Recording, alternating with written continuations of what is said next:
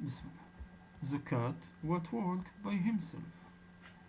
Écoute et entends bien, car ceci advint, ceci survint, devint et fut. Oh, mamie aimée. À une époque où les animaux apprivoisés étaient sauvages, le chien était sauvage, le cheval était sauvage, la vache était sauvage, le mouton était sauvage, le cochon était sauvage, sauvage autant qu'il est possible d'être sauvage. Et ils allaient sauvages et solitaires par les bois humides et sauvages. Mais le plus sauvage de tous, c'était le chat. Il allait son chemin tout seul, et pour lui tous les droits se valaient. Bien sûr, l'homme était sauvage lui aussi. Il était sauvage à faire peur. Il ne commença vraiment à s'apprivoiser que lorsqu'il rencontra la femme. Elle lui dit qu'elle ne voulait pas vivre comme une sauvage. Elle dénicha pour s'y coucher, au lieu d'un tas de feuilles humides, une jolie caverne sèche, puis elle répandit du sable propre sur le sol. Elle alluma un bon feu de bois au fond de la caverne. Elle suspendit une peau de cheval sauvage séchée, la queue en bas, devant l'entrée de la caverne. Puis elle dit: Essuie tes pieds quand tu rentres, mon chéri. Désormais, nous allons avoir un foyer. Ce soir-là, mamie aimée, ils mangèrent du mouton sauvage rôti sur les pierres chaudes, assaisonné d'ail sauvage et de poivre sauvage, et du canard sauvage farci de riz sauvage, et de fenugrec sauvage, et de coriandre sauvage, et des os à moelle de bœuf sauvage, des cerises sauvages et des passiflores sauvages. Puis l'homme s'endormit devant le feu, très heureux, mais la femme resta éveillée à peigner ses cheveux. Elle prit l'os de l'épaule du mouton, la grande omoplate, toute plate, et en examina les magnifiques marques. Puis elle ajouta du bois dans le feu et fit une magie. Elle fit la première magie chantante au monde. Dehors, dans les bois humides et sauvages, tous les animaux sauvages s'assemblèrent là où ils pouvaient voir la lumière du feu à grande distance. Ils se demandèrent ce que cela signifiait. Alors Cheval Sauvage piaffa avec son sabot sauvage et dit: Oh mes amis, oh mes ennemis, pourquoi l'homme et la femme ont-ils fait cette grande lumière dans cette grande caverne, et que devons-nous redouter? Chien Sauvage leva son museau sauvage et renifla l'odeur du mouton rôti et dit: Je vais aller voir et regarder et dire, car ça me semble bon. Chat, viens avec moi. Nini, dit le chat, je suis le chat qui va son chemin tout seul, et pour moi tous les endroits se valent, je n'irai pas. Alors c'en est fini de notre amitié, dit Chien Sauvage, et il trottina jusqu'à la caverne. Mais à peine était-il parti que le chat se dit: Pour moi tous les endroits se valent, pourquoi n'irais-je pas moi aussi voir et regarder, puis repartir à ma guise? Donc il suivit Chien Sauvage doucement, tout doucement, et il se cacha là où il pouvait tout entendre. Lorsque Chien Sauvage atteignit l'entrée de la caverne, il souleva avec son museau la peau de cheval séchée et renifla la bonne odeur du mouton rôti. Et la femme, regardant l'omoplate, l'entendit et rit et dit: Voici le premier. Chose sauvage des bois sauvages, que veux-tu? Chien Sauvage dit: Oh mon ennemi, et femme de mon ennemi, qu'est-ce qui sent si bon dans les bois sauvages? Alors la femme prit un os de mouton rôti et le jeta à Chien Sauvage et dit: Chose sauvage des bois sauvages, goûte et essaie. Chien Sauvage rongea l'os, et c'était plus savoureux que tout ce qu'il avait goûté jusqu'alors. Et il dit: Oh mon ennemi, et femme de mon ennemi, donne-moi un autre. La femme dit: Chose sauvage des bois sauvages, aide mon homme à chasser la journée, et garde cette caverne la nuit, et je te donnerai autant d'os rôtis que tu voudras. Ah, dit le chat tout oui, voici une femme très maligne, mais pas aussi maligne que moi. Chien Sauvage entra en rampant dans la caverne et posa sa tête sur les genoux de la femme et dit: Oh mon ami et femme de mon ami, j'aiderai ton homme à chasser la journée, et la nuit je garderai ta caverne. Ah, dit le chat tout oui, voilà un chien bien stupide. Et il repartit dans les bois humides et sauvages en agitant sa queue sauvage, s'en allant solitaire et sauvage, mais il ne raconta rien à personne. Quand l'homme se réveilla, il dit: Que fait donc ici Chien Sauvage? Et la femme dit: Il ne s'appelle plus Chien Sauvage, mais le premier ami, car il sera notre ami pour toujours, et à jamais. Prends-le avec toi lorsque tu iras à la chasse. Le soir suivant, la femme coupa de grandes brassées d'herbes vertes dans les noux qu'il fit sécher devant le feu. Et cela sentait le foin fraîchement coupé. Elle s'assit à l'entrée de la caverne et et tressa un licol en cuir de cheval et regarda l'os de l'épaule de mouton. La grosse et large omoplate toute plate, il fit une magie, elle fit la seconde magie chantante au monde. Là-bas, dans les bois sauvages, tous les animaux sauvages se demandaient ce qu'il était advenu de Chien Sauvage. Et à la fin, Cheval Sauvage tapa du pied et dit: Je vais aller voir et rapporter pourquoi Chien Sauvage n'est pas revenu. Chat, viens avec moi. Nenni, dit le chat, je suis le chat qui va son chemin tout seul. Et pour moi, tous les endroits se valent. Mais il suivit malgré tout Cheval Sauvage. Doucement, tout doucement, il se cacha là où il pouvait tout entendre. Quand la femme entendit Cheval Sauvage broncher et trébucher sur sa longue crinière, elle rit et dit: Voici le second. Chose sauvage des bois sauvages, que veux-tu? Et Cheval Sauvage dit: Oh mon ennemi, et femme de mon ennemi, où est Chien Sauvage? La femme rit, ramassa l'omoplate, la regarda et dit: Chose sauvage des bois sauvages, tu n'es pas venu pour Chien Sauvage, mais pour cette bonne herbe. Et Cheval Sauvage, qui branchait et trébuchait sur sa longue crinière, dit: C'est vrai, donne-moi à manger. Et la femme dit: Chose sauvage des bois sauvages, courbe ta tête sauvage et porte ce que je te donne, et tu mangeras cette herbe merveilleuse 3 fois par jour. Ah, dit le chat Toutoui, voici une femme très habile, mais pas aussi habile que moi. Cheval Sauvage courba sa tête sauvage, et la femme glissa autour de l'icône de cuir tressé. Et Cheval Sauvage souffla sur les pieds de la femme et dit: Ô ma maîtresse et femme de mon maître, je serai ton serviteur pour avoir de l'herbe merveilleuse. Ah, dit le chat Toutoui, voilà un cheval bien stupide. Et il repartit dans les bois humides et sauvages en agitant sa queue sauvage, s'en allant solitaire et sauvage, mais il ne raconta rien à personne.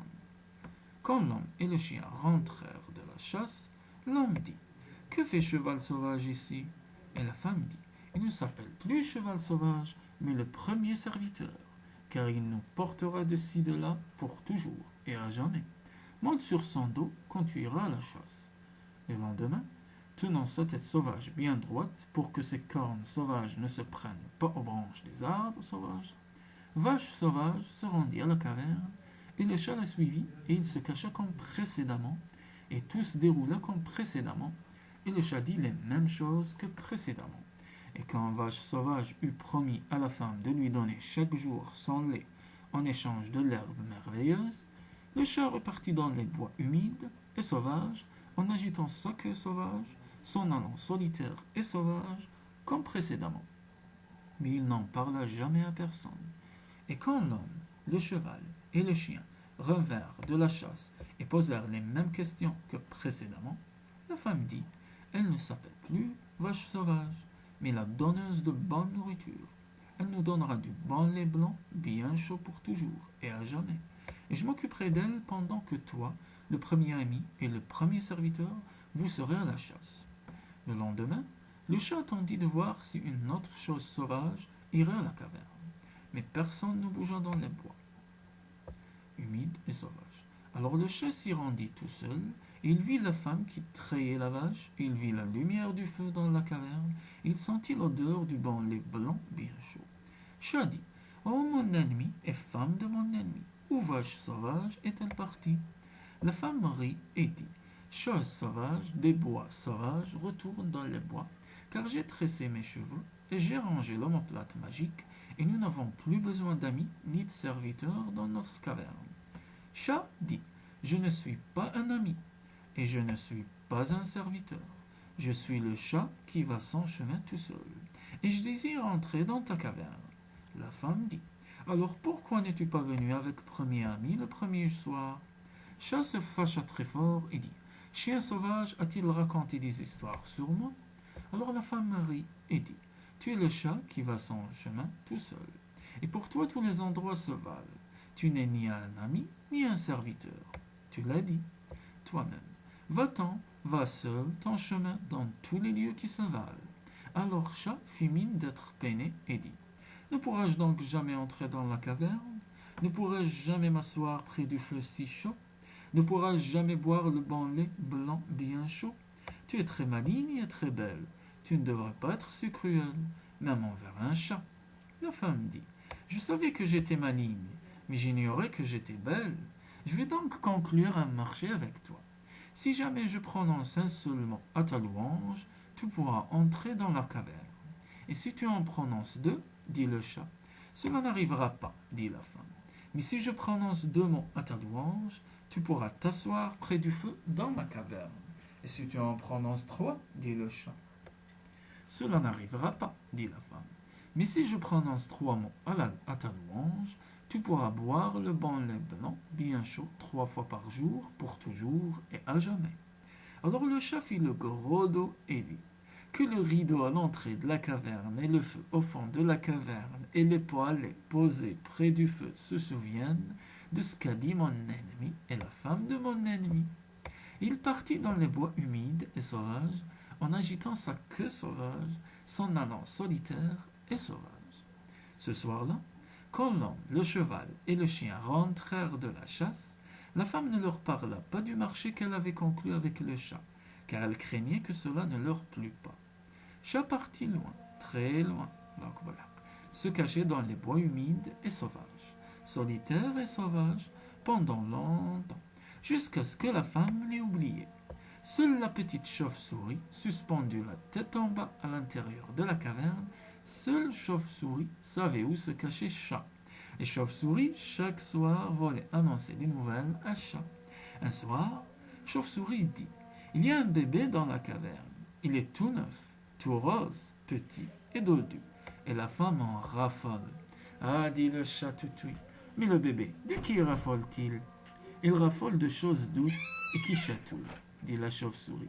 Il raffole de choses chaudes à tenir dans ses bras lorsqu'il s'endort. Il raffole qu'on joue avec lui. Il raffole de tout ça. Ah, dit le chat toutouille, alors mon heure est venue. La nuit suivante, Chat traversa les bois humides et sauvages et se cacha tout près de la caverne jusqu'au matin, lorsqu'homme, chien et cheval partirent à la chasse. La femme faisait la cuisine ce matin-là, et le bébé pleurait et la dérangeait. Alors elle le porta hors de la caverne et lui donna une poignée de cailloux pour jouer. Mais le bébé continua à pleurer. Alors le chat avança sa patte et caressa la joue du bébé qui se mit à gazouiller. Et le chat se frotta contre ses genoux dodus et de sa queue le chatouillait sous son menton dodu. Et le bébé rit et la femme l'entendit et sourit.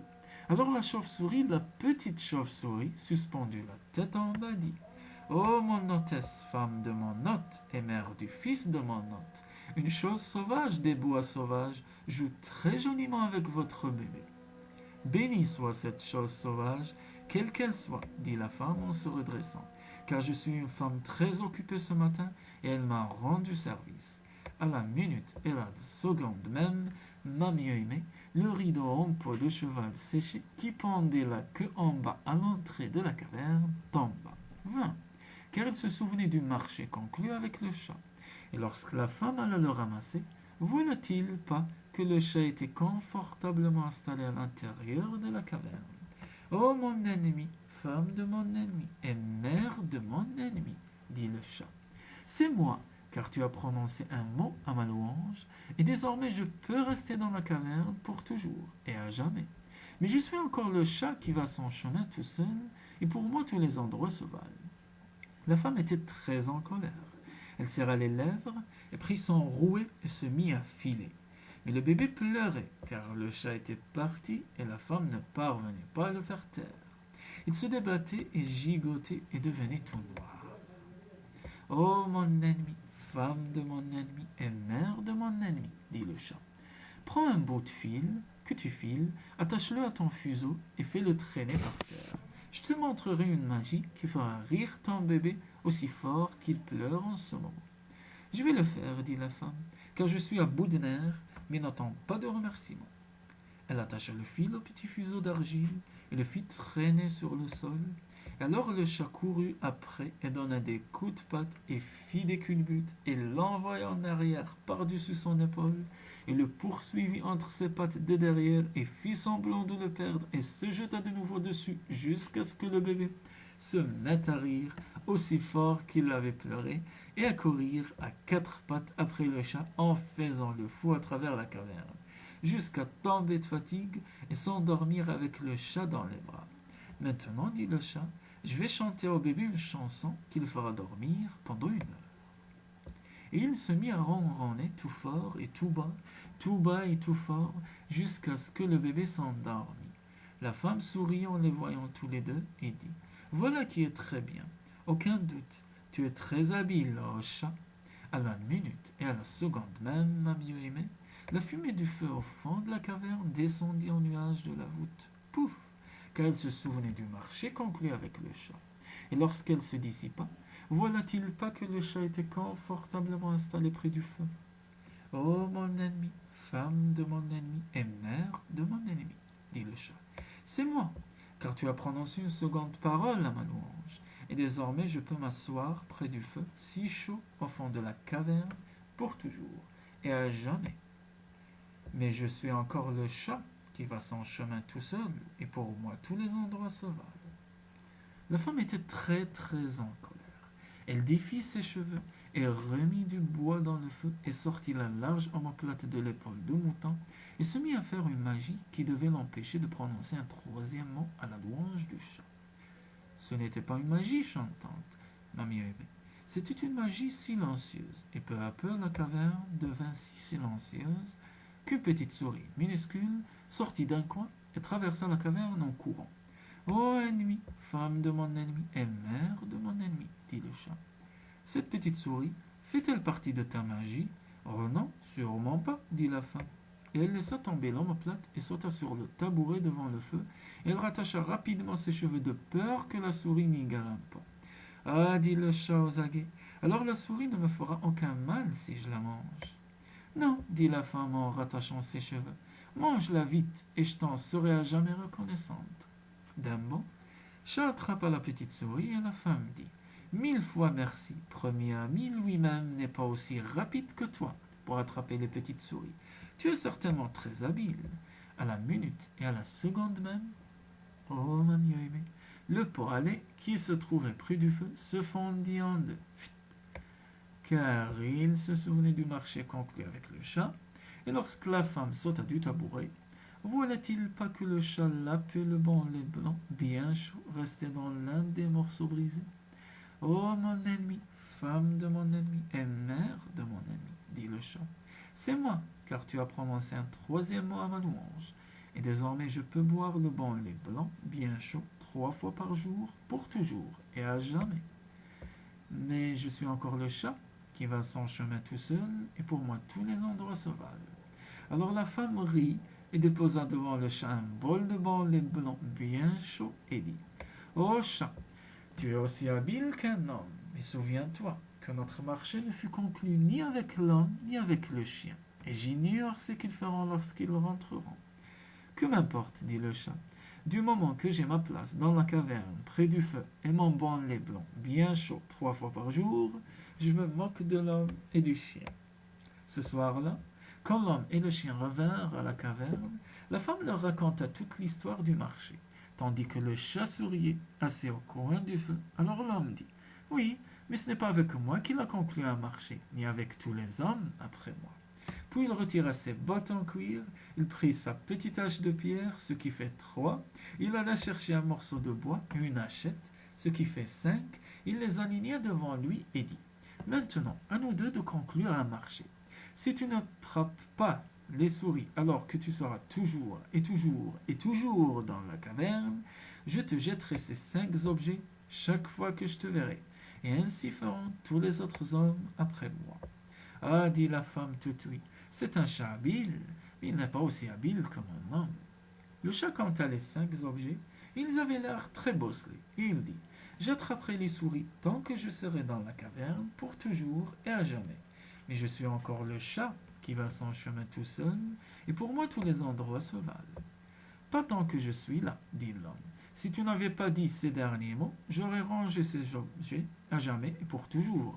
Mais à présent, je te jetterai mes 2 bottes et ma petite hache de pierre, ce qui fait 3, chaque fois que je te rencontrerai, et ainsi feront tous les autres hommes après moi. Alors le chien dit: Attends une minute, il n'a pas conclu le marché avec moi, ni avec tous les autres chiens après moi.